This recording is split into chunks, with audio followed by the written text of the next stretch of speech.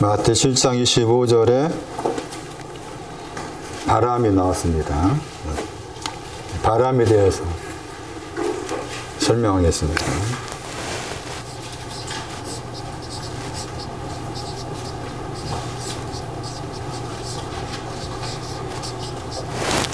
헬라어로 아네모스라고 합니다. 바람이 네 개입니다. 네 개.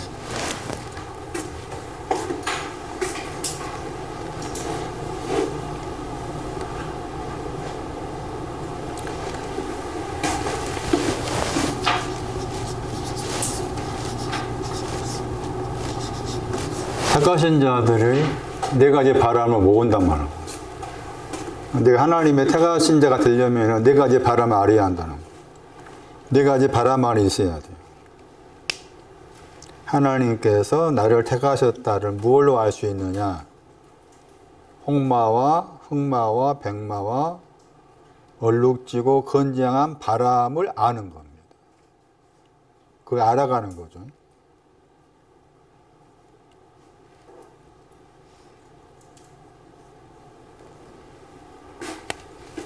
8장 27절.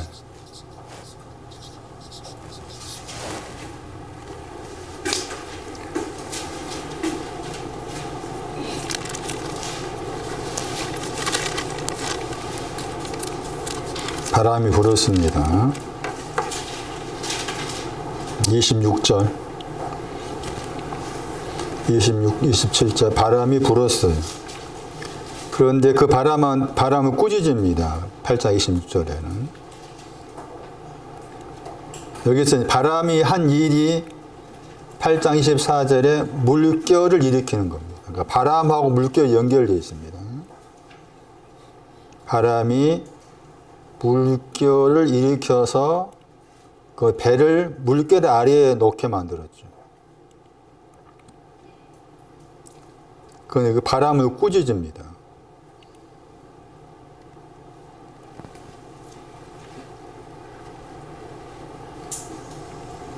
지금 배경에는 제자들이죠. 제자들이 탄 배입니다. 제자들이 탄 배. 바람을 꾸짖다.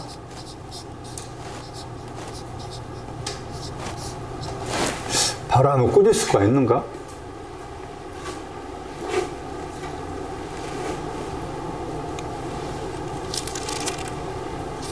바람 꾸짖단 말이 뭘까 하는 겁니다. 14장 24절.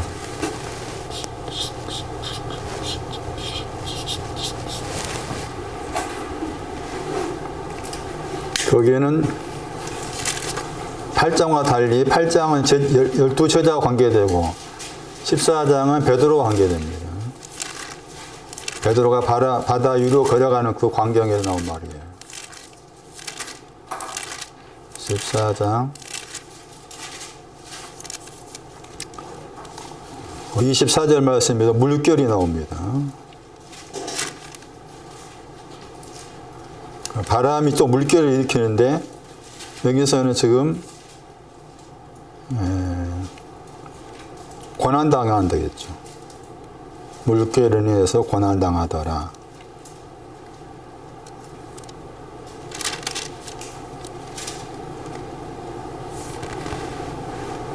지금 마태 8장은 복수로 나와 있고 바람이 14장은 단수로 나와 있습니다.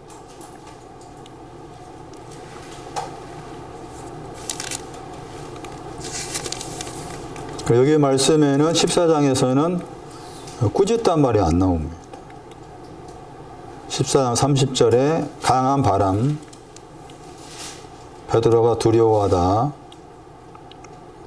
믿음이 적다 하면 똑같이 나옵니다. 8장하고 14장하고. 베드로한테도 믿음이 적다. 그러면은 비교를 해야 되는 거예요. 여기에는 바람 둘을 꾸짖었다 했고, 여기는 그냥 바람에 나와 있단 말이에요. 바람이 네 가지 바람이라고 했잖아요. 말이 바람이라. 흑마, 잠시 후에 정확하게 더 보다 정확하게 이거 설명할 텐데 어롱주고 얼룩지다 바꿔 번역하면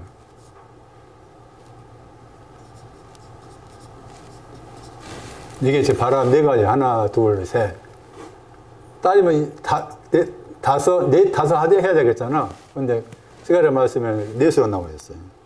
그러니까 이게 한 묶음인 거죠. 이게 하나 둘 셋 이게 한 묶음.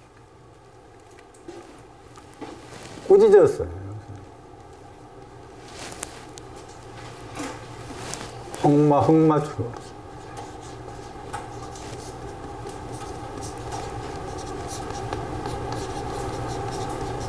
백마까지 포함하면 안 될 것 같은데 이렇게 되고 흑마 8장 27절 나와 있는 바람 흑마 쪽에 있어. 흑마 이해는 얼룩증거 마태 14장의 바람은 얼룩증. 그리고 마태 14장의 바람에서 바람의 내용이 뭐냐를 설명한 중요한 단어가 거슬리다.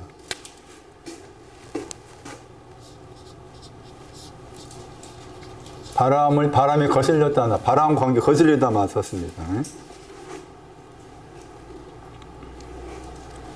반대하다.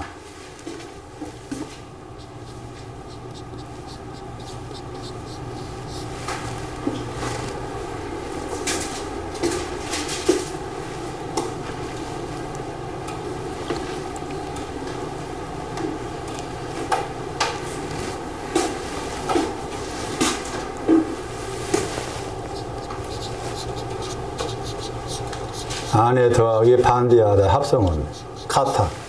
카타가 그래요.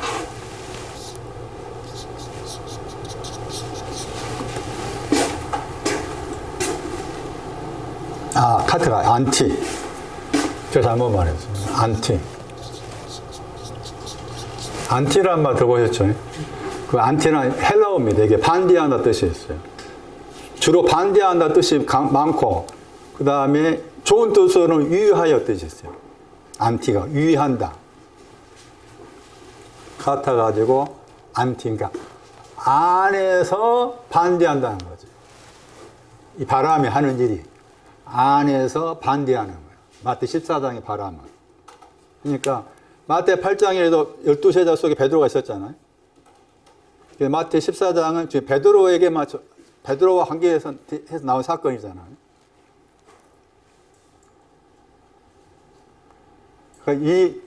이 애가 얼룩진 말이에요. 얼룩진 바람에 해당했다. 여기에. 그 안에서 반대한다고 했을 때 그 내용이 있어. 디도서 2장 8절. 거기 나와요. 바람이 얼룩진 저 바람이 그러니까 마태 14장에서 당연히 베드로는 그 바닷속에 빠질 수밖에 없어. 그냥 이 바람을 못 이기니까. 디도서 2장 8절.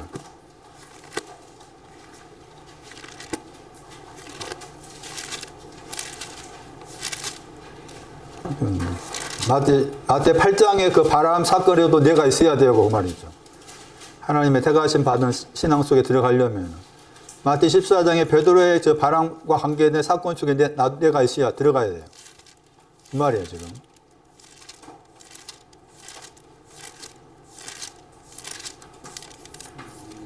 대적하다는. 대적하다. 그 대적하는 내용이 나오죠. 책망할 것이 없는 바른 말씀. 이 얼룩진 바람은 책망할 것이 없는 바른 말씀에 대해서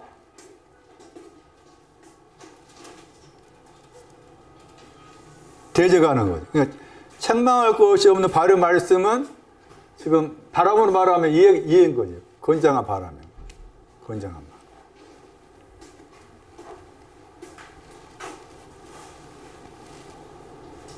그거 적어놔야 돼, 그게. 디도서 2장 그 8절에 대적하다 거기에다가 뭘 적어놔야 돼요? 마태 14장 24절 적어야지. 마태 14장 24절. 그러면 책망할 것이 없다고 했잖아. 책망할 것이 없다 한 단어가 이게 딱 한 번 나온 단어 여기에. 그러면 책망할 것이 없다 단어가 딱 한 번 나온 여기밖에 없어. 다른 데 안 나와. 그러니까 반대가 있을 거 아니야? 책망할 것이 있다 그 말이지.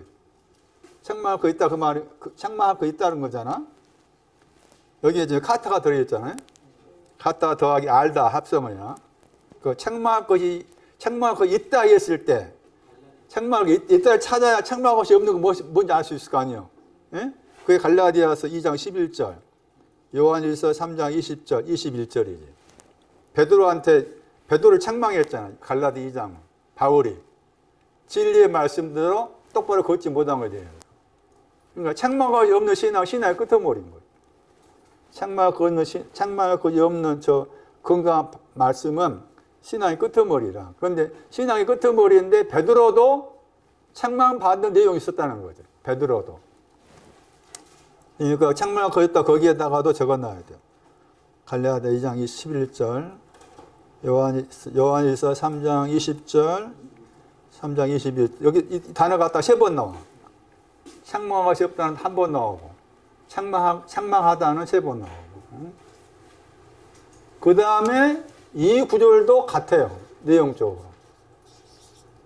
사도행전 8장.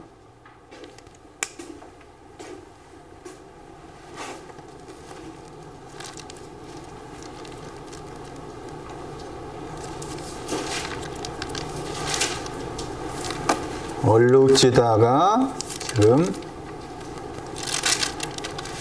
책망할 것이 없는 바른 말씀을 반대하고 있는 거. 그게 얼룩진 바람과 관계된다. (8장 21절)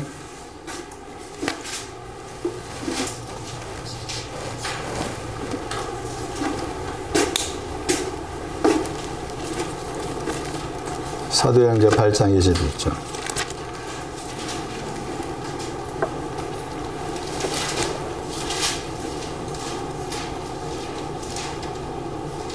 앞에서 번역된 단어죠.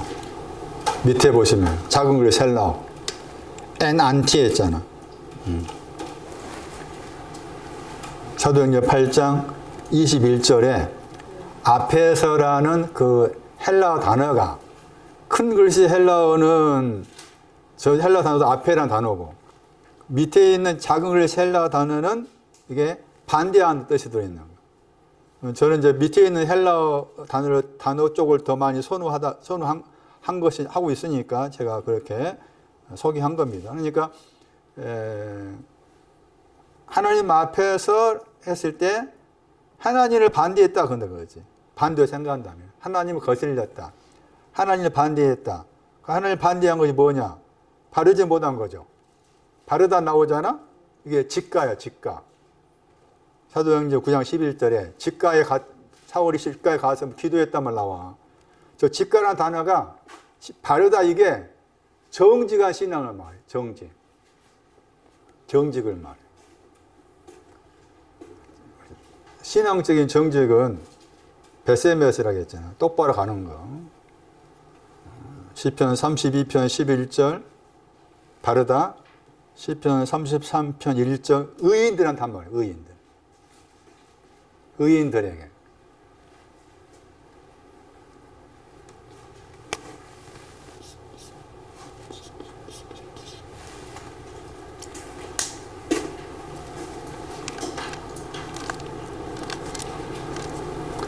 다 정리하면은 마태 8장에 12제자와 관계해서 배와 관계해서 물결이 일어나고 거기에 등장한 바람들은 꾸짖었다고 했을 때 거기에 등장한 바람들은 흑마에 해당된 바람입니다.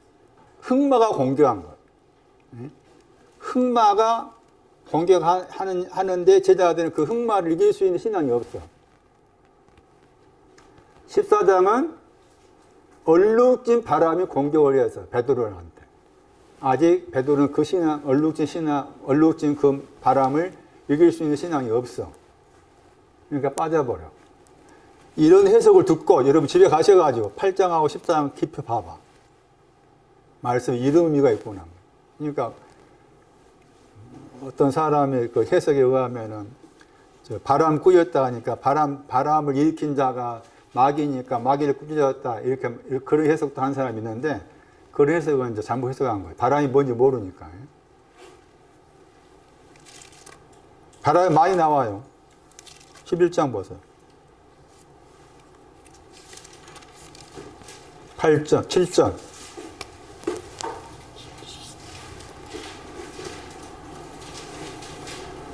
바람 아래라겠죠. 휘포란 말 아래란 말이에요. 갈대가 어디에 있어요? 갈대가, 할대가 나오잖아요. 갈대. 바람 있고, 바람 아래. 갈대가 있는데 그 갈대가 바람 아래에 있어요. 갈대가 바람 아래에 있다 보니까 흔들리다.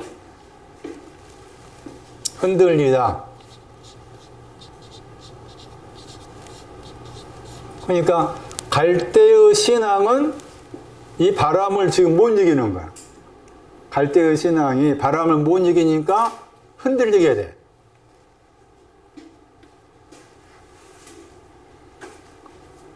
얼룩지고 건장한 바람. 얼룩지고 건장한 바람. 그 바람 아래 갈대가 있어가지고 흔들려.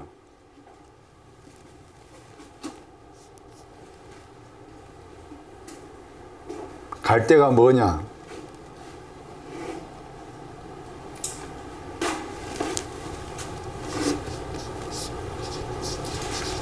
저울, 균형,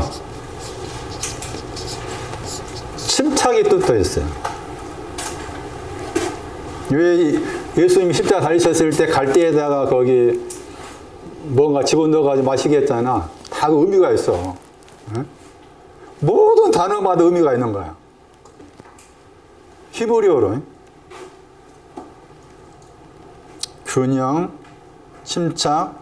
그 침착도 이렇게 마음의 평형이 나와 있어요. 마음의 평형. 이게 영어로 밸런스야, 밸런스. 갈대에다 나는 다르게 옮기면 밸런스라는 뜻이 들어있어. 그 밸런스가 영어 단어의 뜻이 이러한 거야. 균형잡. 밸런스 한번 들어보셨잖아.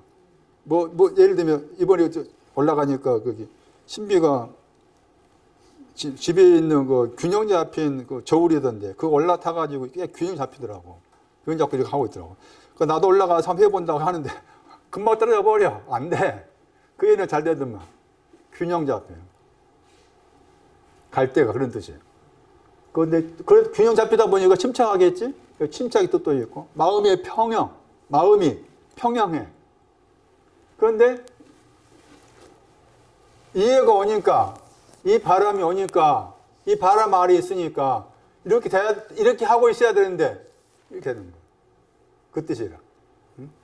내 마음이 침착해야 되는데, 이 바람이 불어오니까, 이게 흔들려. 이 바람 중에서 이 얘기겠지? 흔들려. 우리의 삶 속에서도 나에게 어떤 바람이 불어왔을 때 처음에는 내 마음을 내가 침착하자 다짐한다 할지라도 사람의 바람이 불어오고 그렇잖아요. 물질의 바람이 불어오고 힘든 고난의 바람 아래에 있으면 당연히 이렇게 되지. 안 할 사람이 어디 있어. 흔들리는 거지. 예? 흔들려야 돼. 왜? 흔들려야 되잖아. 택하신 자도 이런 내용을 부르신 거야. 예? 흔들려야 돼.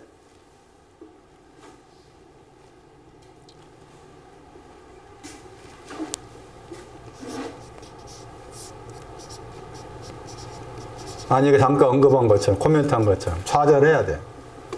내 속에 더러운 곳이 있다, 없다, 등등 참 좌절을 해야 되는 거예요. 좌절을 당하는 거. 흔들려야 돼. 좌절하다. 갈팡질팡하다.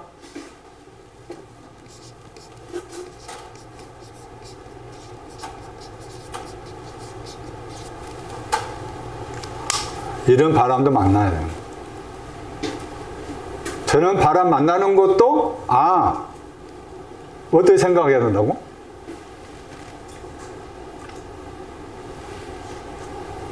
하나님 나를 택하신 자로 지금 부르고 계시는구나. 그리고 생각하면 돼. 에? 왜냐면 아까 마태 여기 말씀처럼 택하신 자들 이렇게 부르신다니까? 그러니까 당연히 어떤 일을 흔들리고 좌절할 때마다 이것은 하나님이 지금 나를 택하신 자로 부르고 계시는 사인이구나를 알아야지. 그러면 흔들리는 그 가운데서 희망이 생기겠잖아. 택하신 자로 부르고 계시는 저분의 손길로 생각한다면은 그렇게 의지하는 거지. 나의 삶 속에서.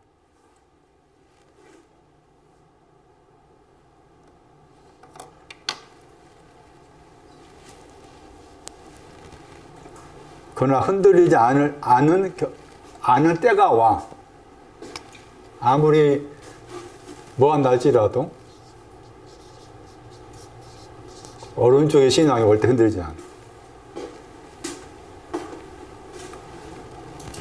2장 25절. 오른쪽에 가면 흔들리지 않아. 다시. 내가 왕국을 소유할 때 흔들리지 않아. 히브리 12장 28절. 진동하지 않다. 흔들리지 않든 왕국.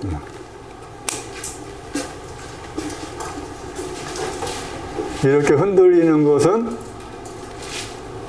오른쪽이라고 했잖아요. 이리 가라. 이게 오른쪽이지. 흔들리는 일은 만나는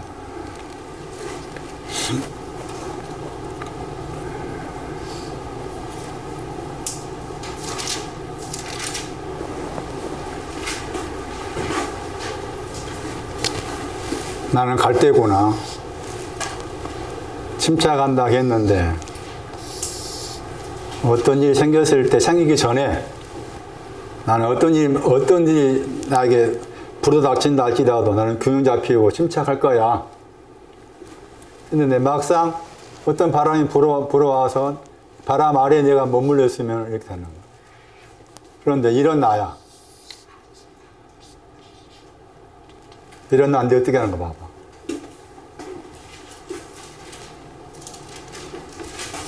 이 말이 그래서 나온 거야. 마태 12장 20절. 아니, 한번 읽어봐. 크게 읽어봐.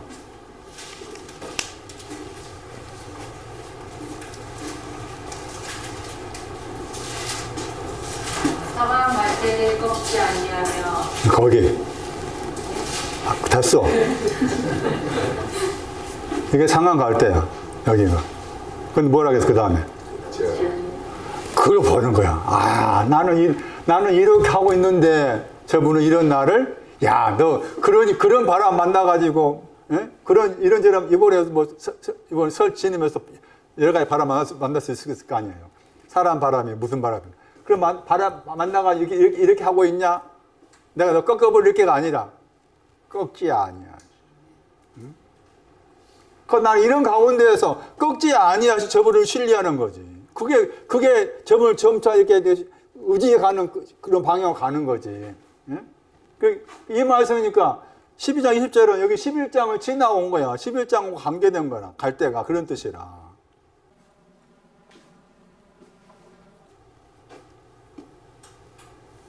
꺾지 않으신다.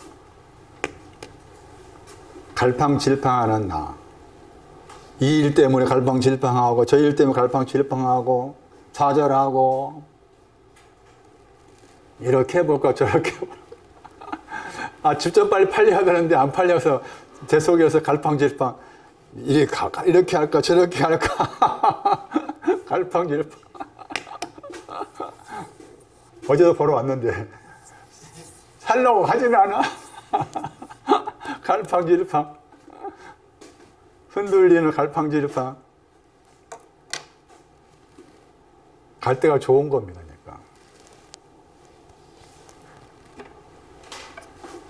동사가 이게 히브리어로 사다야 합니다. 창조하다. 동사가 그런 뜻이에요. 잠언 4장 보시면 지혜와 명철을 사다할 때 그 단어입니다. 카나.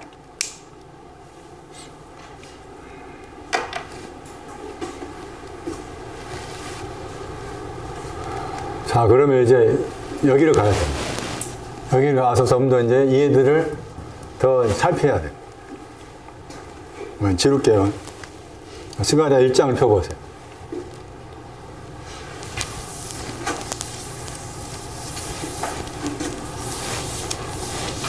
갈대를 꺾지 않으신 하나님,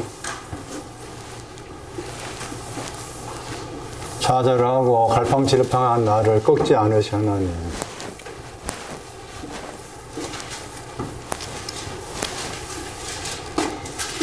그리고 또 반대로 생각하면 나는 갈팡질팡한 나를 하나님 꺾지 않으시고 그렇게 대해주시는데,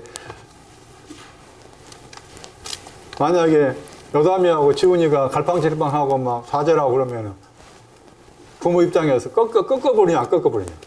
아니야. 꺾으면 안 돼, 이제. 나도 안 꺾으시는데 왜 내가 꺾어? 저분도 나를 안 꺾으시는데 왜 내가 내 마음에 안 든다고 꺾으려 하느냐? 그렇게 나를 돌아봐야지.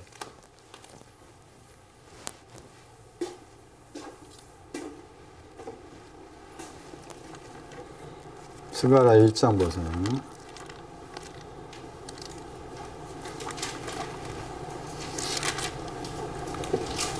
1장 8절 보시면은 화석류 나무 사이에 홍마를 타고 있는 사람이 나옵니다. 그리고 밤이라겠죠. 그리고 그 사람이 누군가 하면은 스가랴 1장 11절에 화석류 나무에선 여호와의 사자입니다. 말씀을 듣고 만드는 여호와의 사자죠. 화석류 나무에선 홍마. 그러니까 지금 스가랴서 말씀에는 홍마가 두 종류가 나오는 거예요. 같은 홍인데 여기 홍마, 백마, 얼룩지고 건장하다. 여기도 홍마잖아요. 거기 말씀에서 또 거기 뒤에는 해가 나오죠. 스가랴 1장 8절에 그 뒤에는 그랬잖아. 그 뒤에는 홍마, 자마, 백마 따라간다고 했잖아. 그랬잖아요. 그러니까 이렇게 표현한 거 보면은 앞에 있는 거기 홍마를 탄 그 홍마하고 같은 구절에 홍마를 탄 홍마 뒤를 쫓아가는 홍마 복수가 나왔죠. 홍마들하고 같은 단어지만 내용이 다르다는 거예요. 그게 이게 어려운 거야. 그래 욕 나와. 왜 이렇게 복잡하게 만들었어. 한 가지 뜻으로 말해야 하는데 여러 가지 뜻이 나오는 거예요. 여기에 이제 여기에 이 홍이라는 단어와 관계된 단어가 아담이잖아요. 아담도 홍과 관계 나누고 에돔에서 다 홍과 관계돼요. 그래서 이제 여기에 이제 앞에 말씀에서 화석류 나무에 섰다고 했을 때 그 화석류가 뭔가 봐야 돼요.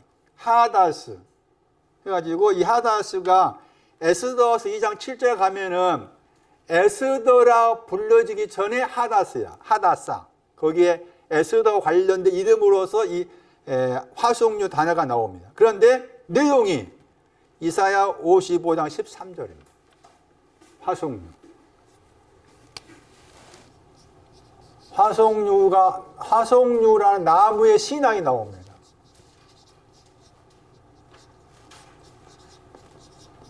이사야 55장 13절에 13절 말씀에 먼저는 가시나무를 정의한 잣나무가 나오고, 그 다음에 저 화석류 나무는 진렬하겠죠. 이사야 55장 13절. 가시나무를 대신하여서 잣나무가 올라왔단 말이에요.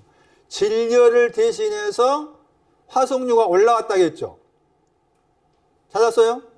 그리고 그 뒤에 말하기를 이것을 하면서 여호와의 뭐라고 했어요? 명예가 이름이야. 그러니까 여호와 이름과 관계된 게 가시나무를 없앤 게 잣나무라. 그게 여호와 이름과 관계되고, 진려, 엉겅퀴잖아. 영어로 엉겅퀴잖아. 우리가 가시나무 엉겅퀴 이 표현이 마태 7장에 나오고 히브리서 6장에 나와요. 그래서 이제 진려를 대신했다. 진려를 없애버린 것이 화석류죠.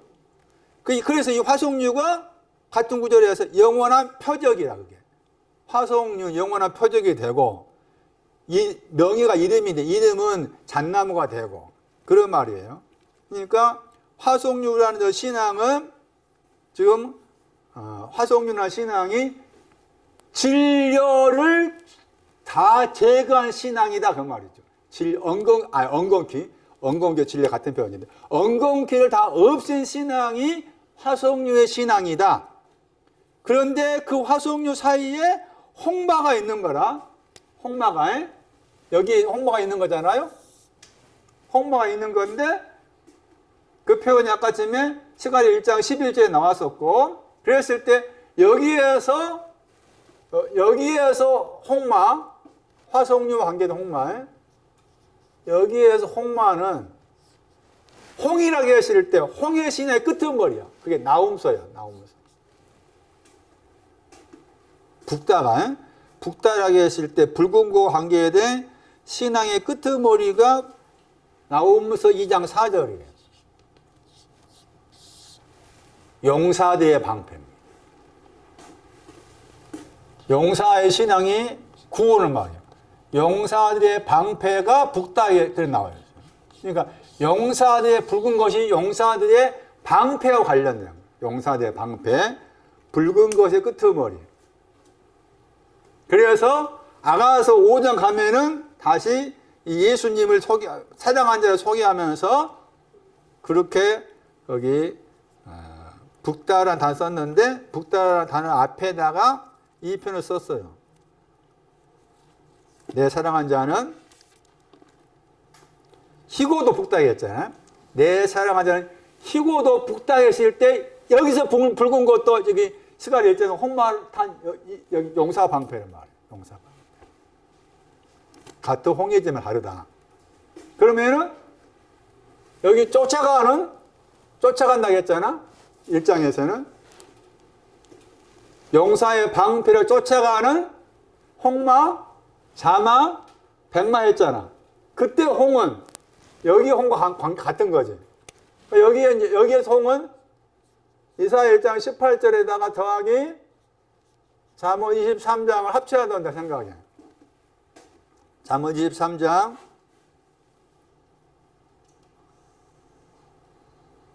31절 포도주. 포도주는 이사야 1장 18절에 진노가지 북다게 했잖아. 진노가지 붉은 죄를 포도주로 상징된 예수의 피가 사이에서 양털까지 되었다가 들어있는 거예요. 양털까지 되었다. 홍마에는 양털과 같이 희게 되었다. 그런 의미가 들어있다. 그렇게 생각하면 되는 거예요. 홍마가 나왔고, 그 다음에 홍마 다음에 스가랴 1장에서 홍마, 자마가 등장합니다. 말도 몇 가지 표현이 나오잖아. 6장 가면은 자마가 없잖아. 자마가 없는데 1장에는 지금 홍마 다음에 자마가 나와. 나왔으니까 이제 이것도 알아야 되겠잖아요. 자마가 뭐냐? 극상품 포도나무.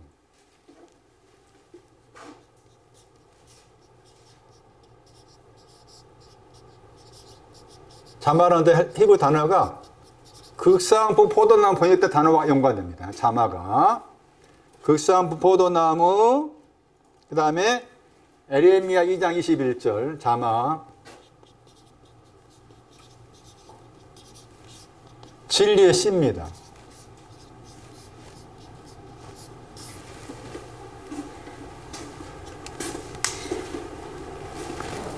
진리의 씨.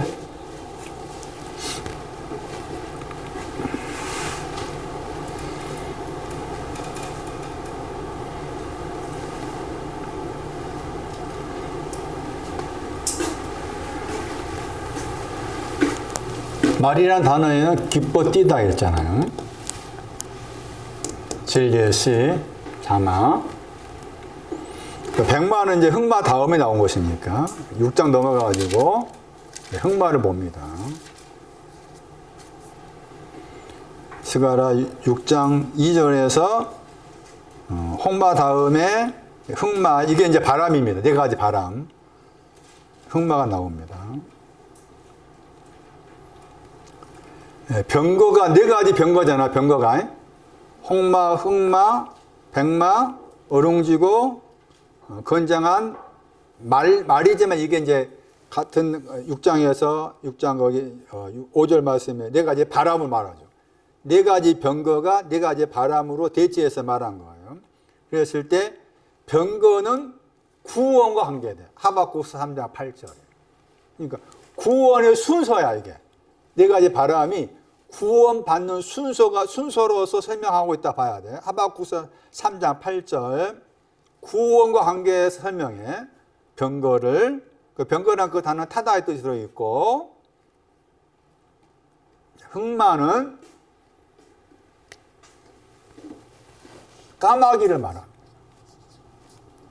아가서 5장.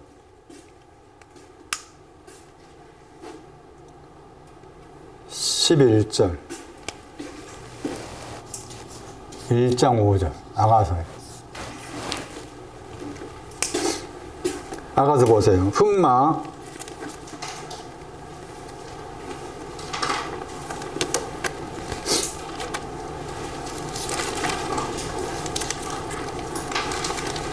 먼저 5장부터 보세요.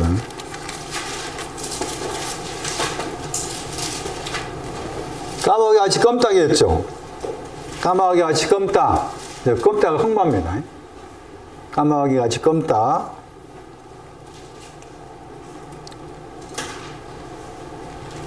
까마귀가 나옵니다.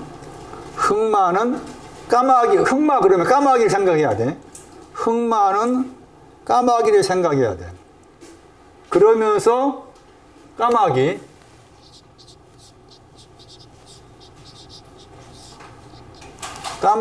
흑마와 관계된다. 신약에서 까마귀가 딱 한 번 나와. 이 구절도 기억하셔야 돼요. 까마귀가 흑마인데 흑마인 그 까마귀 어떻게 하나님께서 후대하시는가 봐봐. 누가 12장 24절. 먼저 봐봐. 흑마인 까마귀를, 흑마의 바람인 까마귀를 하나님께서 어떻게 대하시는가. 누가 12장 24절.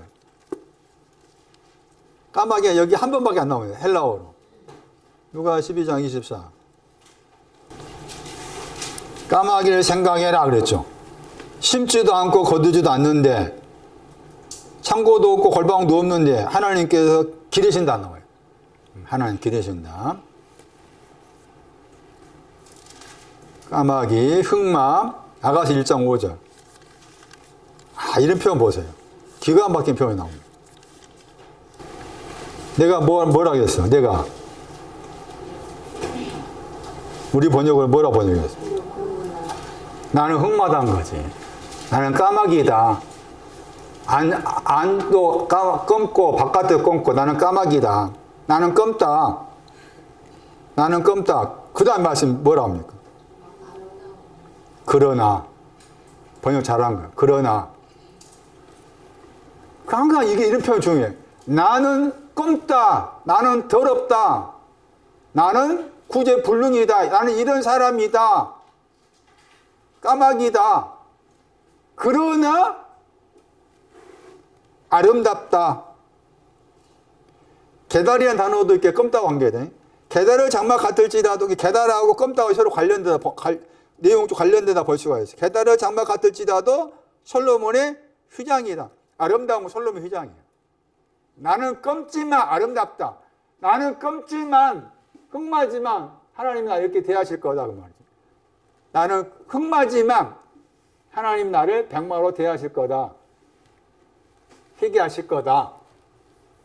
그러면 다시 돌아가가지고 까마귀라고 했을 때 저 까마귀와 관련한 신앙의 내용이 있을 거 아니에요. 껌딱이 했을 때 사사기에서 7장입니다. 사사기에서 7장 25절.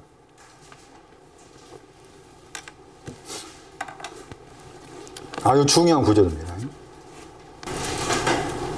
미디안의 두 방백 오렙과 수렙을 사로잡아, 지금 기드온과 관계된 그 신앙이 나온 말이에요. 기드온이라는 인물과 관계에서 나온 말이에요. 수렙을 잡아서 오렙은 오렙 바위에서 죽이고 수렙은 수렙 포도주 틀에서 죽였다, 이게 나와있죠. 거기에 사람 이름이 나온 거죠. 사람 이름이잖아요. 거기에 사람 이름에서 오렙입니다. 저게 까마귀입니다.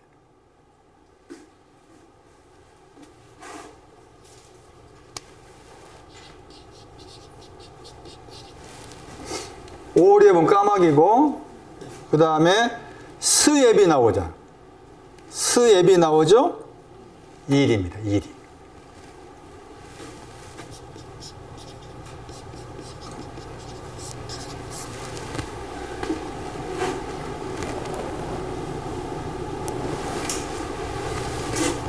마태 7장 15절 1이 양의 옷을 입고 속에는 노랗지 않은 일이 안 나오죠. 거짓 선지자. 거짓 선지자. 거짓 선지자를 노랗지 않은 일이라.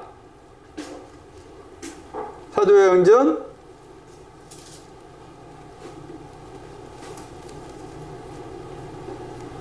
20장 29절 말씀에도 1위가 나오고, 요한복음 10장 12절에 1위가 나오고, 1위가 여러 군데 나옵니다.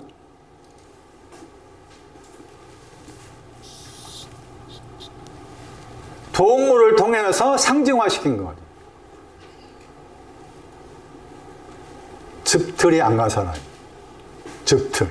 그 포도 즙틀 나오지. 즙틀이 안 간 사람이에요. 즙틀이 안 간 사람이고, 그 다음에 죽였다고 했잖아? 퇴보를 말하. 오리에는 까마귀였죠? 까마귀였죠? 거기에 뭐가 나와? 추루가 나와, 추루. 응? 아직 추루의 반석의 신앙 못 간 사람이에요. 반석의 신앙 못 가서 죽였다 그 말은, 추루라는 반석의 신앙에 가야 되는데 죽였다 그 말은 퇴보하고 있었겠 죽였다. 퇴보야. 죽였다가 퇴보야. 잠언 1장 32. 문자적으로 죽였단 말 아니에요. 아, 흑마가 가야 될 곳은 추루라는 반석 안으로 들어가야 되는데, 흑마가 추루라는 반석을 못 가고 퇴보하고 있으니까 죽였다 표현되는 거예요. 여기 얘는 이리를 말하였고요. 아, 여기 까마귀였고요. 까마귀하고 이리와 관계된 신앙의 내용을 설명하고 있는 중요한 구절. 추루는 95편 1절, 시편.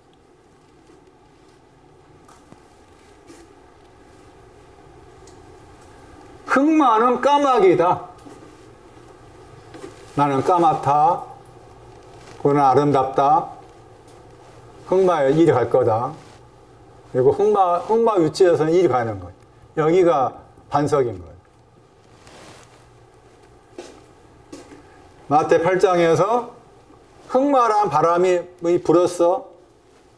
그래서 이 흑마를 향해서 꾸짖은 거지. 흑마를 향해서 꾸짖었어. 거기서 이제 꾸짖어가 일이 간 거지. 마태 8장은. 마태 14장은 이해가 왔잖아.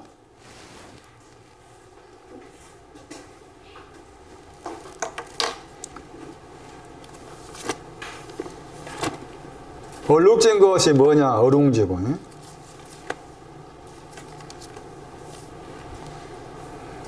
우박과 관계는 단어였습니다. 우박. 우박이 떨어져서 흠이 생긴 거지. 그러니까 예를 들면은 과수를 재배하고 있는데 갑자기 날씨가 우박이 떨어져 가지고 수박이라든지 뭐 이렇게 수박이 떨어졌을 때 그 수박에 흠집이 생긴 거잖아. 그게 어룽지고야. 예? 우박으로 인해서 흠집 생겨진 거. 그게 그런 표현이에요. 시편 78편 47절 먼저. 우박. 어룽지다, 얼룩지다.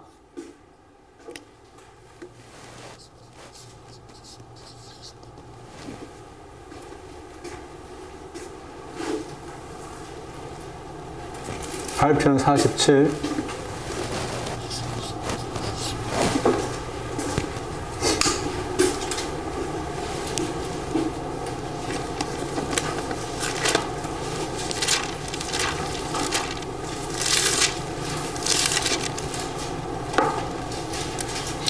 우박이 나오죠. 우박으로 포도나무를 죽였다겠죠. 죽였다 하나도 퇴보하니까 죽인다. 포도나무가 우박으로 죽였다고 했을 때, 이 포도나무 신앙이 아직 우박을 못 이기겠다 그 말이지. 그러면 포도나무 신앙이 우박을 이길 수 있는 게 지난번 설명했던 시편 128편 3절이죠. 내실, 열매 맺는 여자. 그게 포도나무 신화의 끄트머리야. 시편 128편 3절이에요. 그러니까 아직 여기 이 포도나무는 아직 시편 128편 3절에 못 들어가고 있는 거지. 그러니까 우박을 못 이기니까 포도나무 우박한테 지금 우박은 당한 거잖아. 당해서 죽였다고 했을 때 그 이유가 퇴보하고 있으니까. 128편 3절로 가야 되는데 아직 거기에 못 가고 있는 거 퇴보라. 그러니까 우박이 내려와서 흠집을 만든 거지. 그 말이죠. 뽕나무를 소리로 흠집 만들어 죽였다. 그 말이고. 그래서 얼룩졌다 그 말은 우박이 내려와서 흠이 생겼다 하는 것인데, 그런데 이게 이제 신약 성경으로 옮겼을 때 신약 성경 말씀에서 얼룩지다와 관계된 내용을 찾아야 되는 거예요. 그래야 더 우리가 이해하기 쉬울 텐데, 그래서 이제 70인역을 참고해서 보니까 여기 아주 70인역에서 얼룩지다 하는 단어와 관계해서 중요한 그 헬라어 단어가 등장합니다. 그래서 이런 구절들이 얼룩지고에 해당된 구절이구나, 그렇게 이해를 하셔야 되는 거예요. 이런 데 가끔 70인역도 보면은 이렇게 저도 뭐 짧은 지식 가진 사람이지만 저 짧은 지식으로 봤을 때도 어떤 경우에는 야 이게 맞다 해가지고 굉장히 제가 속에서 이렇게 환호가 나온 그 히브리 헬라가 되는 거 하면은 어떤 구절에는 영 거시기하게 풀어놨거든. 그런 때는 또 헬라 그거 보면서 야 또 왜 이렇게 풀어놨나 하고서 속상해할 때가 있어요. 그러니까 이거 잘 풀어놓은 것 같아. 어룽지고.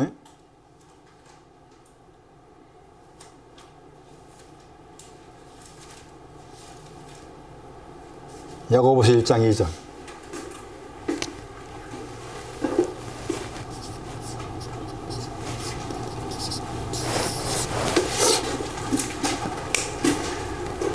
야고보서 1장 2절이 건정한 말 앞에 있는 어룽지고의 신앙입니다. 얼룩진 신앙. 그 단어입니다. 헬라어 단어예요. 야고보서 1장 2절.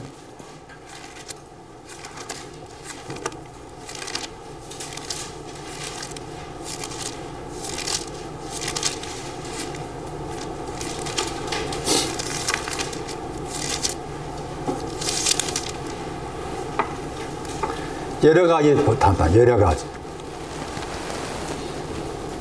여러 가지로 여러 가지라고 번역했는데 영어 단어가 여러 가지라는 단어예요.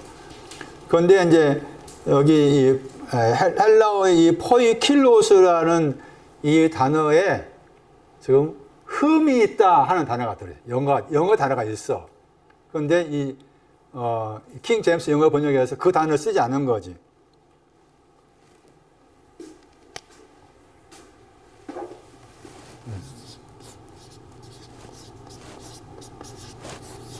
이게 스포티드라는 단어.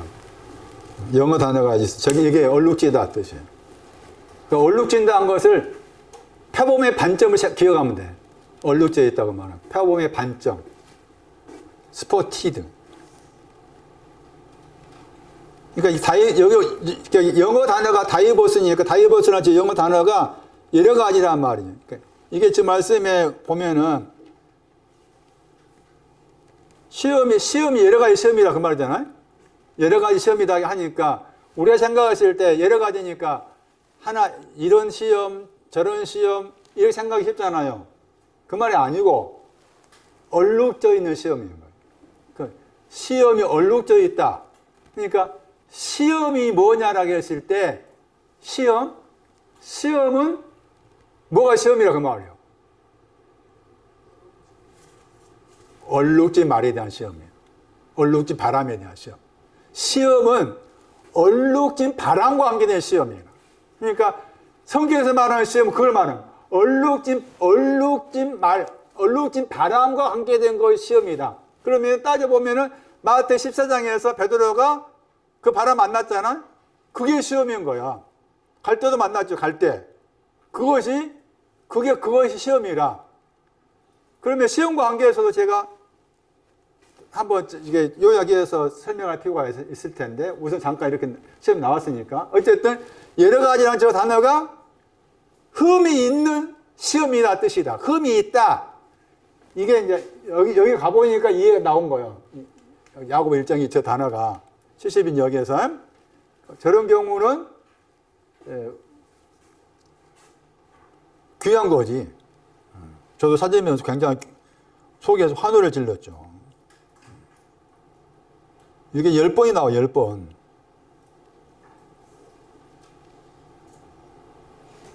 흠이 있는 얼룩져 있다. 더럽혀졌다. 얼룩져 있다. 반전 모양이다. 그런 뜻이라. 여러 가지란 말이. 알겠어요? 무슨 말인지 지금? 베드로전서 1장 6절. 다 이게 지금 얼룩진 바람에 대한 시험이에요. 그 똑같이 야고보도 시험이라는 단어에 저 단어 붙였고, 베드로도 붙인 거예요, 지금. 시험이라는 그 단어에. 여러 가지 붙여놨죠? 얼룩져 있는 시험. 베드로전서 1장 6절에. 얼룩져 있는 시험.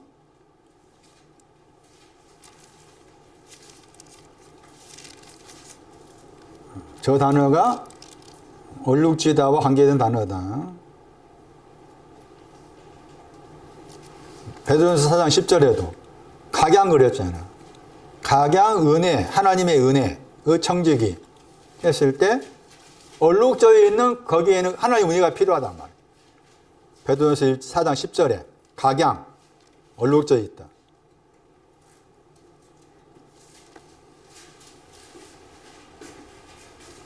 그래서 얼룩져 있다가 시험과 관계된다. 얼룩진 바람은 시험과 관계된 것이다.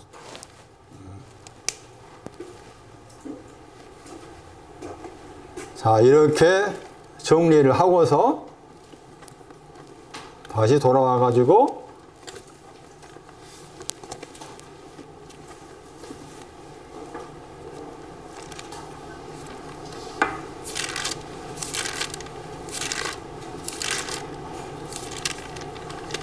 마태 7장에서 지금 25절에 바람에 대한 설명을 쭉 해드렸어요.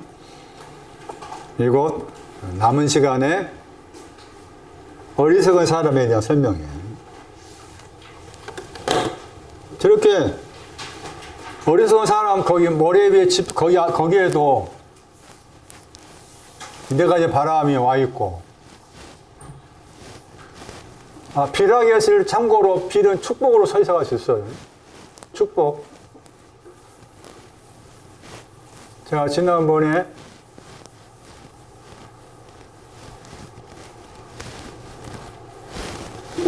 비유 관계에서 설명드렸는데 참고해서 더 보충 설명하면은 에스겔 34장 26절이에요. 비의 내용은 축복이에요. 축복이 내려온다는 거예요. 에스겔 34장 26절에 거기에 비가 나옵니다. 그런데 그 비를 축복이라고 그래요. 축복의 바람, 축복의 비. 이제 어리석다. 어리석은 처녀, 어리석은 사람. 굉장히 중요한 주제입니다. 주제.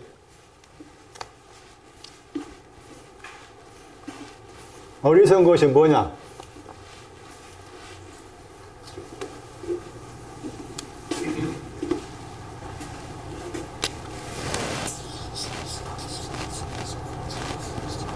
어리석은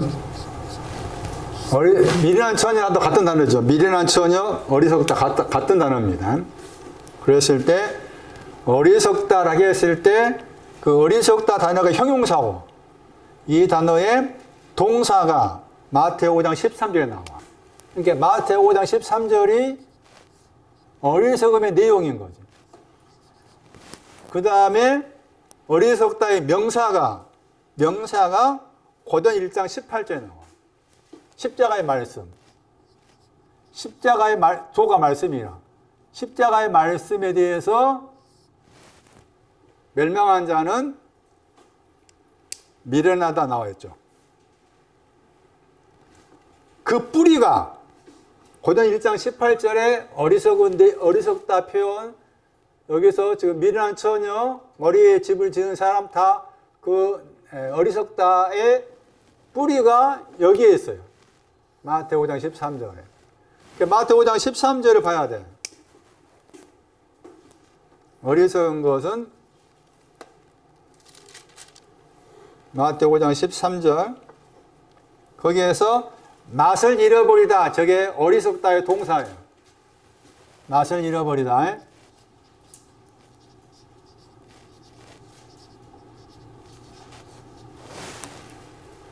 맛을 잃어버린다. 저게 어리석다 하는 단어입니다. 단어 동사입니다. 그러니까 고전 1장 18절도 마찬가지로 여기 맛을 잃어버린 겁니다. 십자가의 말씀에 대해서 멸망한 사람은 맛을 잃어버렸다. 이렇게 되는 거죠. 미련한 처녀도 맛을 잃어버렸다. 머리에 집을 지은 사람도 맛을 잃어버렸다. 했는데 그 맛을 잃어버린다고 했을 때 소금에 대한 거죠. 소금에 대한 거죠. 소금에 대해서입니다.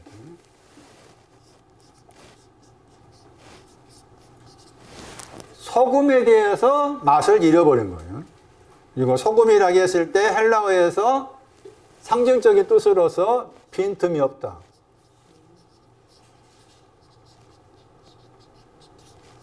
신중하다. 영어로 프루던스.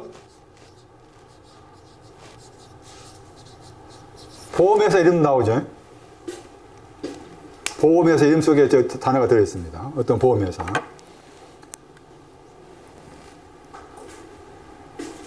무엇에 대해서?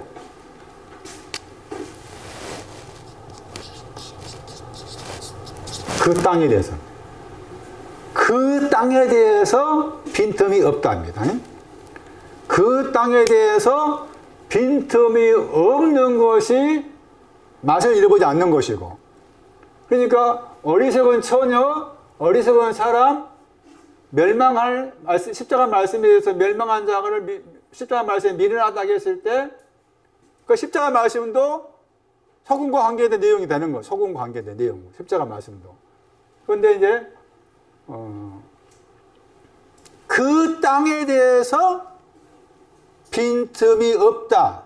너희는 그 땅에 대해서 그러니까 중요한 주제인 거죠.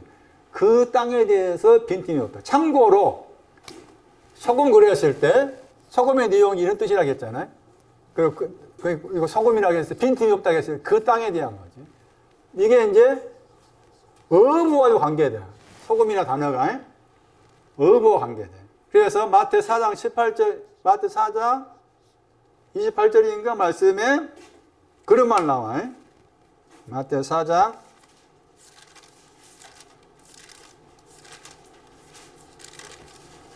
18절, 19절 말씀에 앞에 18절 말씀에 어부 나오고 19절 말씀에 어부 나오죠.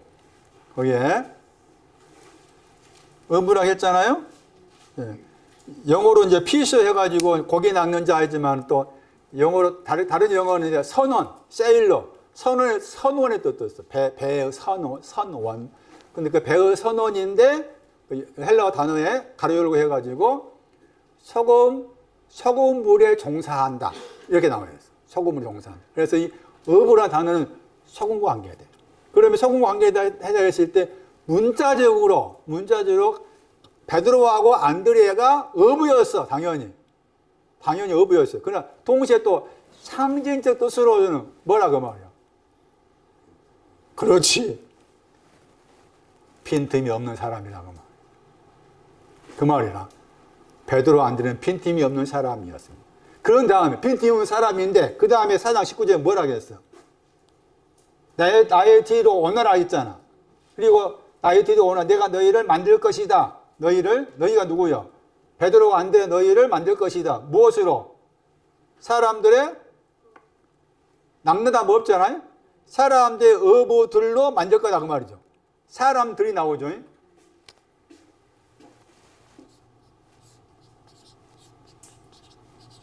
사람들이 나오고 어부가 나옵니다. 이 말은 뭘까? 사람들의 어부로 내가 만들 것이다. 앞에서 말씀에 베드로 안드레는 신중한 사람이었습니다.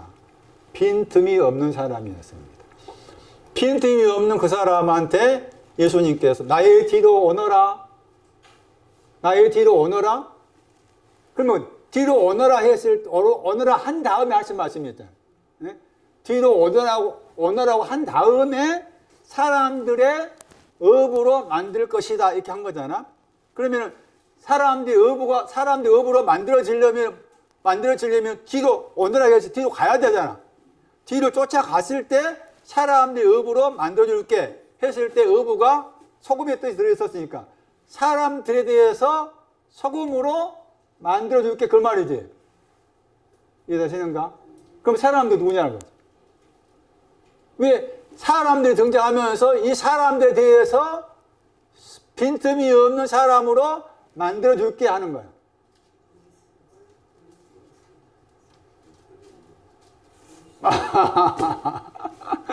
네, 어리석은 사람도 되고 어리석은 밀처녀 되겠죠. 당연히. 예? 당연히 그런 뜻 들어있어. 그런 뜻.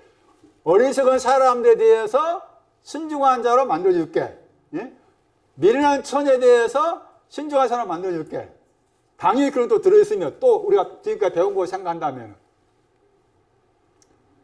욥기서 말씀이죠. 벌레하고 구더긴 사람.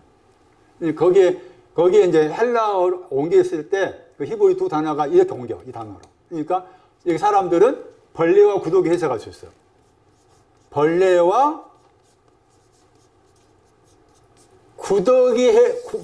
구더기에 대해서 신중한 사람을 만들어줄게 그 말이에요. 벌레와 구더기에 대해서 신중한 사람을 만들어줄게. 어리석은 처녀에 대해서 신중한 사람을 만들어줄게. 어리석은 사람에 대해서 신중한 사람을 만들어줄게. 그런 뜻이다. 그러니 이제 우리 번역은 낭떠한 말 집어넣었다 보니까 낭떠 뭐 없었는데 사람들이 낭떠 업으로 만들어줄게 하니까 뭐 하는 거야 이제? 전도해야 돼. 전혀 그런 뜻이 아니에요. 죽었다 깨어나 그런 뜻이 없어.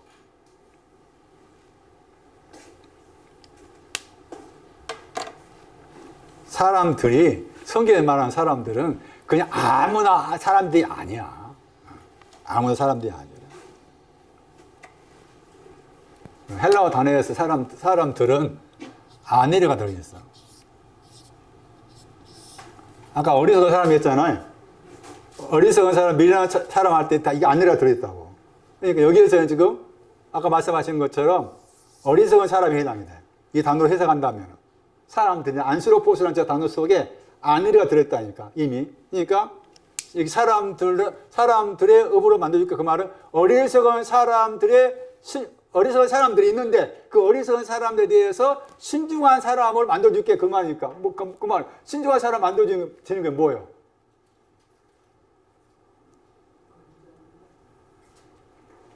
슬기로운 사람 되는 거지. 반석에 집을 지은 싱그러운 사람 되는 거지. 그 말인 거지 말이 지금. 네? 두 가지 해석이었잖아요. 그냥 사람들로 했을 때 벌레와 구더기 포함된다. 그러나 사람이란 헬라어 단어 속에 분해를 하면 다시 이 단어, 어리석은 사람, 슬기로운 사람 말 이 단어가 들어있다. 안 된다는 말이 나왔고 어부란 말이 등장했기 때문에 마태 7장에서 머리 위에 집을 짓는 어리석은 사람이 있는데 그 사람들에 대해서 그 사람들에 대해서 신중하게끔 해줄게라고 했을 때 그 어리석은 사람을 지혜로운 사람으로 바뀌어지는 그런 내용이 담겨 있는 거죠.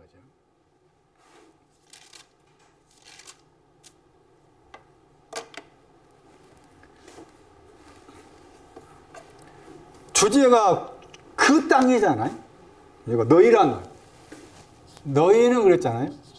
이 너희는 마태오 5장 거기 1절 말씀에서 예수님께서 산에 올라가서 앉으셨잖아요. 앉으셔가지고 있었는데 제자들이 그에게 나왔다겠죠. 마태오 5장 1절에. 그런데 마가는 약간 다르게 말했어요. 그러니까 마가 3장을 참고할 필요가 있어요. 마태오 5장 1절은 마가, 왜냐하면은 지금 마태오 5장 1절에 5장 2절 이하의 말씀에서 7장까지에서 너희란 그 용어가 나오면은 너희나 2인체 복수나 일단 또 3인체 복수나 그 용어가 나오면은 다 산에 앉아 계신 예수님께 제자들이 산에 올라와서 예수를 본 사람들이지. 만난 사람이죠. 아나 바이노 섰잖아. 그러면 올라간단 말이고. 아나 바이노 반대말 내려간단 말이야. 그러니까 5장 1절에 반대 단어가 8장 1절이야. 마태 5장 1절. 8장 1절 봐봐. 거기는 산에서 내려갔다 썼어. 5장 1절 산에 올라갔다 했잖아. 그 마태 8장 1절에서는 내려오다 썼죠. 카타 바이노. 내려온다 했죠. 어디에서? 산 위로부터 했잖아. 앞으로 서가지고 산 위로부터 내려오니까 많은 무리들이 예수 쫓았다 나와 있잖아요. 그러니까 산에 예수님 산 위에 올라갔는데 거기에 지금 간 사람들을 마태는 제자들로 묘사했는데 마가는 약간 다른 표현을 썼다 그 말인데 그 다른 표현이 뭐냐 했을 때 마가 3장 13절에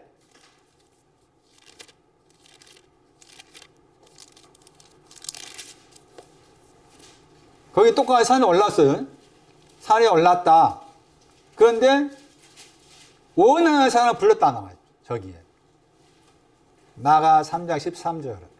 원하는 사람을 불렀어. 마태 5장 1절은 제자들이 그한테 나왔다 이렇게 나와 있잖아요. 제자들이 그게 나왔어. 산 위에 올라가신 정병산에 올라가셨는데 제자들이 정병산까지 올라왔어. 그 말이잖아. 그런데 마가는 다른 표현을 썼다 그 말이에요. 예수님께서 산에 올라가셨는데 올라가셔가지고 그가 예수님께서 원하는 사람을 부르신 거야. 예수님께서 원하는 사람을 불러. 예수님께서 원하는 사람을 부르셔서 그 사람들이 이제 3장 14절 말씀 12이라. 12이 나오잖아요. 12이 나와 있는데 그런데 원하는 사람을 불렀어. 불렀을 때 그 사람들이 이제 제자들이 마태오 5장은 제자들이고 마가 3장은 12로 묘사한 거잖아요. 그랬을 때 마태오 5장에서는 그에게로 그를 향해서 프로스 에두콤 해가지고 예수님을 향해서 왔다 이렇게 단을 썼는데 마가 3장 13절은 그를 향해서 무엇다고 했어요?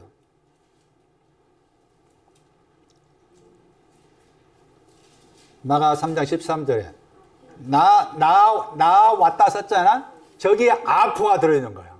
아포가 정말 중요한 거야. 그러니까 마태오 5장 1절의 제자들은 아포에서 온 거야. 에? 아포는 나랑 중요하다니까. 아포를 동서남북 생각해야 돼. 동쪽에서 동쪽에 있다가 동쪽에서 떨어져 나온 거지. 제자들이 그런 자세라. 그런 마음의 자세. 아포 에루코마이. 아포 동서남북으로부터 더하기 왔다 하는 단어의 합성어. 저게 합성어. 그러니까 마태오 5장 1절 이하 말씀에서 여기에 그러니까 이 너희가 누구냐 그 말이지. 너희가 동쪽에 있다가 동쪽에서 나온 사람이다. 너희는 그름이다. 그런 너희한테 너희는 그 땅이 있는데 그 땅에 대해서 빈틈이 없어야 된다. 이 말씀하신 거예요. 그 땅에 대해서.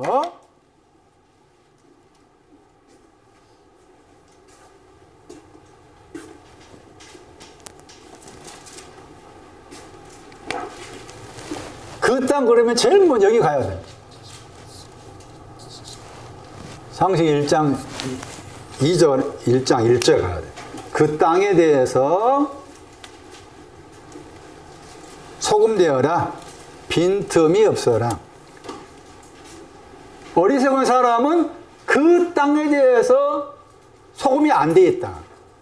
지혜로운 사람은 그 땅에 대해서 소금이 된 사람이고, 어리석은 처녀, 어리석은 사람은 그 땅에 대해서 신중해야 되는데 신중하지 못했다. 그 땅이 등장합니다. 창세기 1장 1절에서 그 땅이 나오고, 그 땅과 그 하늘을 창조했다고 했잖아요. 그게 시작이라고 그랬고요. 창조한다는 말은 전에 설명했던 것처럼 선택하다 뜻도 있다고 했죠. 창세기 1장 1절을 다시 제가 보면서 이렇게 해석해도 이 구절은 틀리지 않다라고 생각된 내용이 뭔가 하면은 그 땅과 그 하늘을 창조했다고 했을 때 이것을 개인으로 나에게 가져왔을 때 하나님께서 이용록을 창조했다. 그렇게 적용을 시켜 틀리지 않다. 이용록 속에다가 하늘과 땅을 두셔가지고 하늘과 땅으로 이용록을 창조했다. 그렇게 적용시켜서 해석해도 틀리지 않는 구절이다. 왜 그런 해석이 나오느냐? 라고 했을 때, 그 땅과 그 하늘을 신앙적으로 내용이 많아. 방대하고. 그런데 제가 지금까지 이렇게 좀 해오면서 어느 정도 정리된 것으로 설명드리자면은, 그 땅과 그 하늘의 이 표현 속에서 이것을 신앙적으로 풀어놓은 구절들이 많습니다. 그 가운데 이 구절이 있어요. 시편 96편 11절. 그러니까 창세기 1장 1절은 시편 96편 11절로 만들기 위해서 먼저 창조했다. 이런 설명이 가능하다.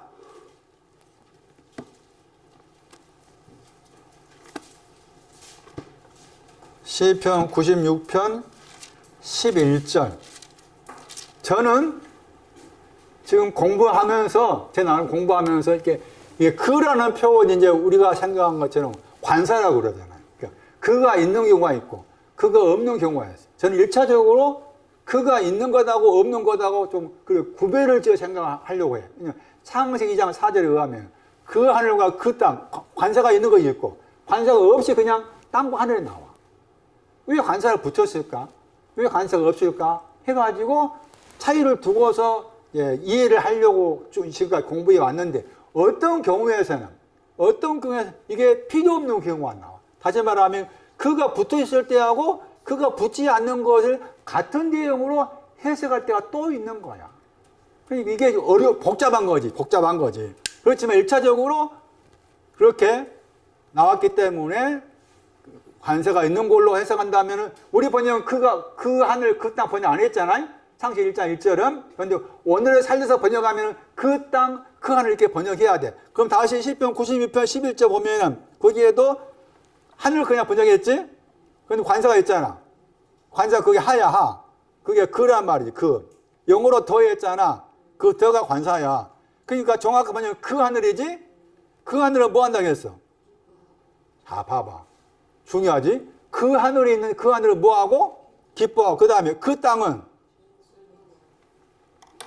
제가 이 구절 때문에 창세기 1장 1절을 대입을 했을 때 하나님께서 그 하늘과 그 땅을 정종손에게 창조했습니다라는 말을 바꿔 말하면 정종손이 속에 그 하늘과 그 땅이 의인이야. 이 두 가지가 의인을 말해. 네? 즐거워 기뻐한다가 의인을 가르쳐. 다시 봐봐. 32편 11절. 즐거워하다. 이게 번역할 때 샤마는 즐거워하다 쪽으로 번역하고 대수만 있으면은 그 다음에 길은 기뻐하다. 사마는 즐거워하다. 길은 기뻐하다. 반대가 된다 그 말이지. 반대로 이해하는 게 좋아요. 반대로 이해하는 게. 그러니까 즐거워하다가 있고 기뻐하다가 있다. 어디 보라고 했어요? 32편 11절.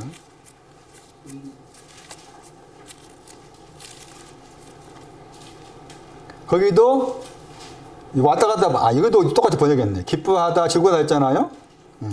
근데 제 개인적으로 생각했을 때 약간 이게 이제 이 단어가 이제 헬라어로 옮겼을 때 거기에서 즐거워하다가 먼저 나오고 기뻐하다 그 다음에 나와요. 그러니까 그것을 생각했을 때 제 개인적인 생각은 즐거워하다가 앞에 나오고 기뻐하다 뒤에 나오고 그렇게 하는 게 낫겠다는 것이죠. 거기 말씀 나오죠. 여호와 너희 의인들이라 했잖아. 의인들이라 그랬죠. 그 즐거워 기뻐하다 했잖아. 자, 의인들 누구라 그러니까. 그럼 하늘과 땅이 의인들이야. 그래서 창세기 1장 1절을 그렇게 설명해도 틀리지 않는다는 거예요. 의인을 창조했다. 나를 의인으로 만들기 위해서 창조한 거지. 창조했어. 창조를 해놓고서 그 다음에 어떻게 해야 되냐. 자, 다시 창세기 1장 1절 우리가 적용시킬 때 태초에 시작 안에 하나님이 그 하나님 의인이 하나님입니다. 의인이신 하나님께서 나를 내 안에다가 하늘과 땅을 창조했는데 그 하늘과 땅은 나를 의인으로 만들기 위해서 나를 창조했다. 그러니까 우리 편으로 이해한다면 하늘과 땅은 의인인데 의인이라는 어떤 겉모습이지. 의인이란 그 틀이지. 의인한 틀로서 하늘과 땅으로 나를 창조했다. 근데 그러면은 그 의인한 틀로 창조했는데 그 틀에 내가 들어가야 되잖아. 들어가야 되니까 여기 말씀에서 하늘은 즐거워해야 되고 땅은 기뻐해야 되고 그것이 그게 이제 내 안에서 이제 만들어져 가는 거야. 그렇게 선 이해를 할 필요가 있어요. 창세기 1장 1절을 그 다음에 이렇게 내가 이렇게 해석해 놓고서 그 다음에 갑자기 여기서 창조했잖아. 그 땅을 창조했는데 창조된 그 땅이 뭐 한다고 했어?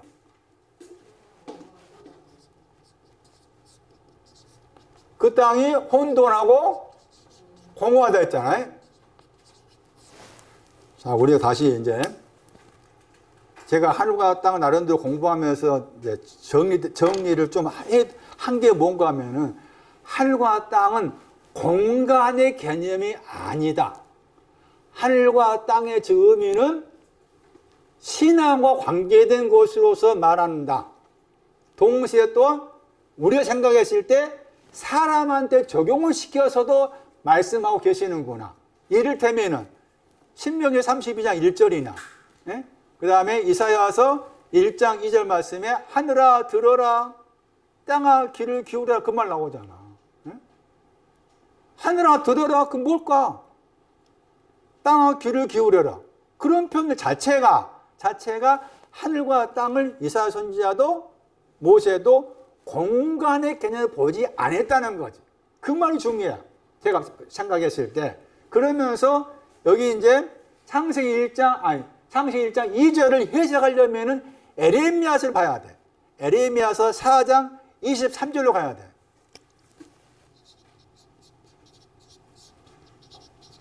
에레미야 4장 23절이 창세기 1장 2절을 풀어놓았다고 볼 수가 있어요. 창세기 1장 2절을.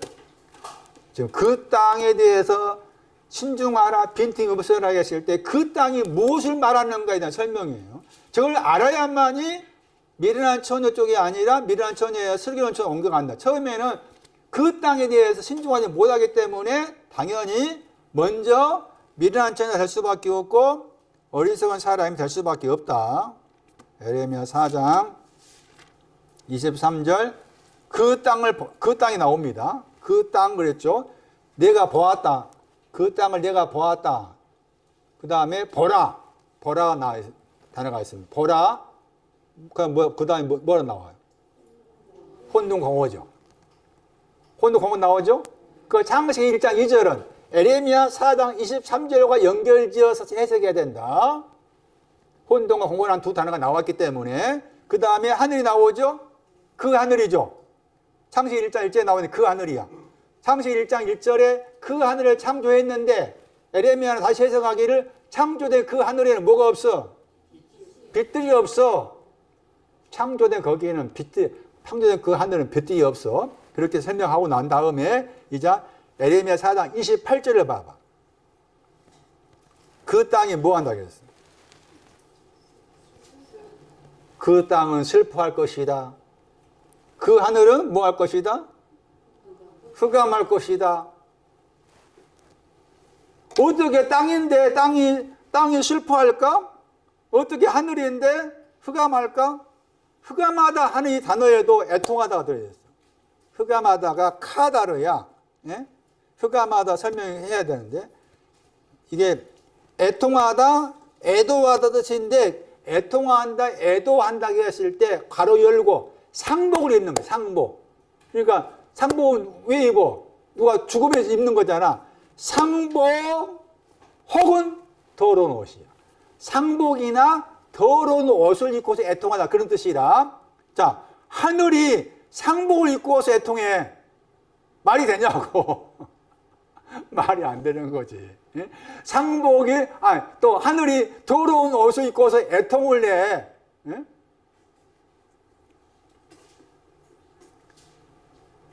시편 42편 9절. 우리 번역 흑암하다 단어가 다른 데서 어떻게 번역했나 보세요. 시편 42편 9절에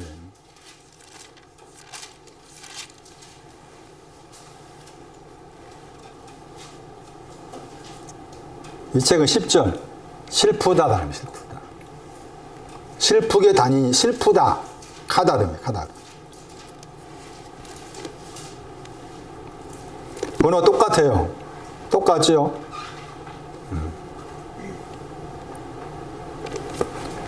하늘이 슬프다. 자, 다시 돌아오세요. 땅은 슬퍼한다. 왜 땅이 슬퍼해? 왜 땅한테 슬퍼하라겠어? 땅이 지금 뭘 가지고 있으니까? 혼돈과 공허죠. 혼돈과 공을 가지고 있으니까 땅은 슬퍼한다. 슬퍼해라. 슬퍼한다. 슬퍼해라. 근데 슬퍼한다 하는 이 단어도 사람한테 적용해서 썼어. 단어들이. 그러니까 말한 것처럼 하늘과 땅이라고 했을 때 하늘과 땅을 공간의 개념으로만 지금까지 나름대로 쭉 그렇게 이해해왔어. 지금도 그렇게 이해한 사람이 수없이 많아. 그러나 그런 공간의 개념으로 내가 알고 있는 하늘과 땅으로 보면은 성경이 하늘과 땅을 말했을 때 성경이 말하고자 하는 모세가 말하고자 하는 하늘과 땅, 에레미야가 말하고자 하는 하늘과 땅을 정확하게 들춰낼 수 없다는 거지.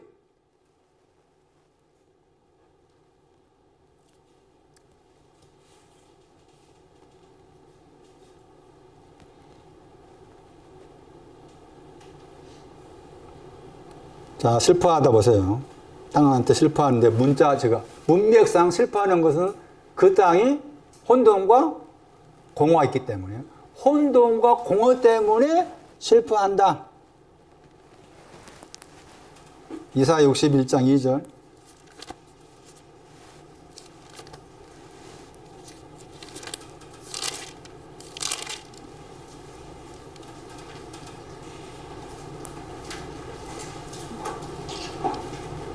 슬픈 자 나오죠.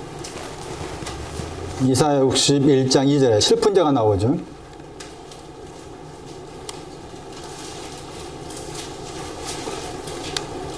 에레미야 4장은 슬퍼하다가 동사고 이사야 말씀은 형용사고. 자, 모든 슬픈 자가 나오죠.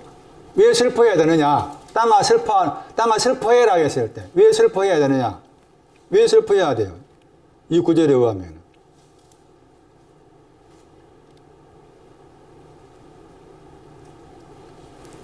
슬픔을 통해서 위로받기 위해서는. 그러니까 위로받는 신앙이 오기 전에는 슬퍼가 먼저 오죠. 그 다음에 이사야 61장 3절 보세요. 어디에서 슬퍼한다고 했어? 시온에서 슬퍼하는 사람, 슬퍼하는 자에게 해가지고 거기 말씀에 그 슬픔이 나오죠. 슬픔을 대신해서 뭐가 나와요? 희락의 기림이 나와. 예? 그 땅아 슬퍼해라. 그 말은 이사야 61장 3절로 말하면 슬퍼해라. 왜 슬퍼해? 혼동과 공허 때문에 슬퍼해라. 그러면은 내가 뭐 줄게? 희락의 기름 줄게. 희락의 기름 줄게.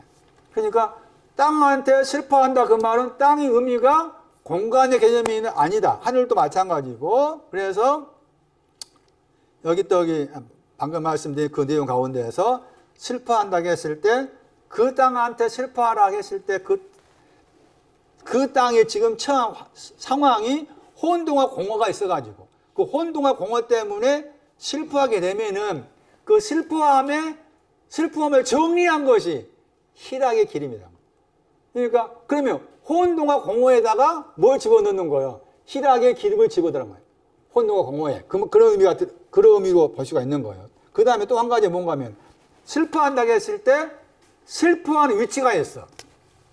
슬픔이 여기서 땅한테 슬퍼하라고 했지만은 이 슬픔의 위치가 전도서에 나와. 전도서 7장에 2절. 이거 설명 마칠게요. 전도서 7장 2절에 슬퍼한다고 했을 때 어디에 와서 슬퍼하느냐 하는 거 슬퍼가 나와요. 전도서 7장 2절.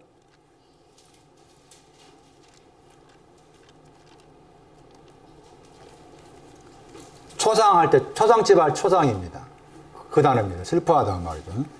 자, 근데 그 슬퍼하는 집에 간다고 했을 때, 어느 집이 먼저 나오죠? 어느 집이 나와요? 잔치집이죠. 그러니까, 슬퍼한다 신앙이 오기 전에 먼저 잔치가 있었던 거야.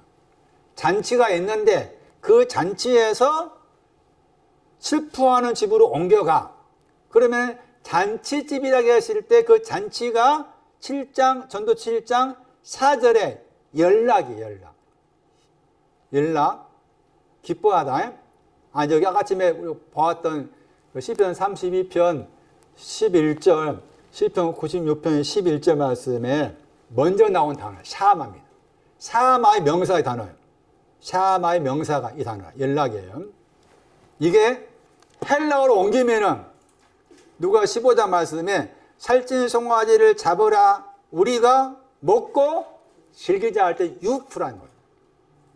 유프라이노 신앙이 지금 말씀드린 슬픔의 신앙이 오기 전입니다. 그러니까 유프라이노의 신앙이 온 사람이 이제 거기서 슬퍼한다 그런 의미가 되는 거예요.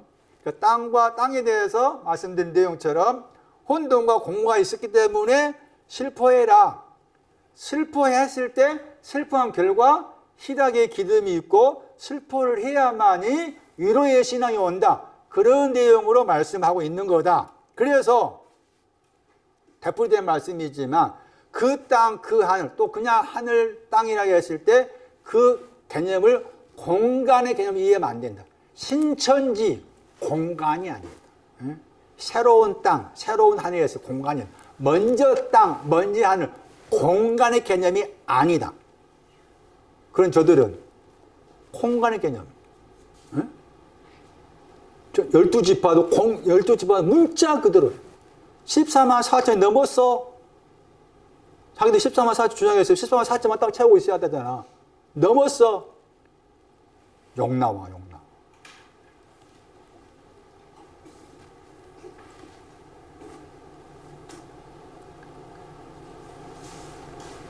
공부해올 것, 공부해오라고 해도 할랑가는 모르지만 혼돈과 공허가 뭔지 알아야 돼.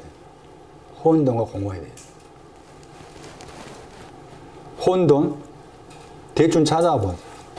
신명기 32장 10절, 욥기 6장 18절, 욥기 26장 7절, 사무엘상 12장 21절, 이사야 49장 4절.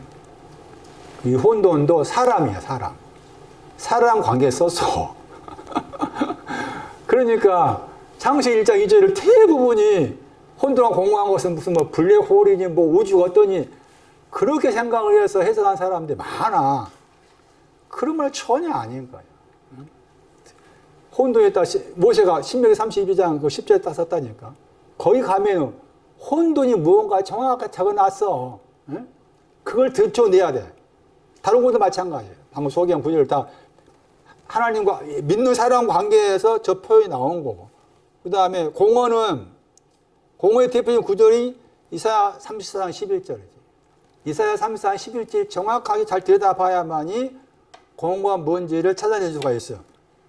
이거 창세기 1장 2절은 제가 다음 주에 완전히 다 풀어 헤쳐가지고 설명해 드릴 테니까 나름대로 좀 읽어오세요. 혼돈은 다르게 번역하면 황폐야, 황폐. 아니, 그렇게 바꿔 생각해야 돼. 혼돈하다, 황폐하다. 그 다음에 공허는 비어있단 말이야. 공허는 텅 비어있다. 그럼 텅 비어있으면은 텅 비어있단 말은 뭔가 거기에 채워야 되잖아. 그럼 채울 곳이 뭐냐? 또 뭔가를 집어 넣었는데도 비어있다 이런 말이 되는 거고.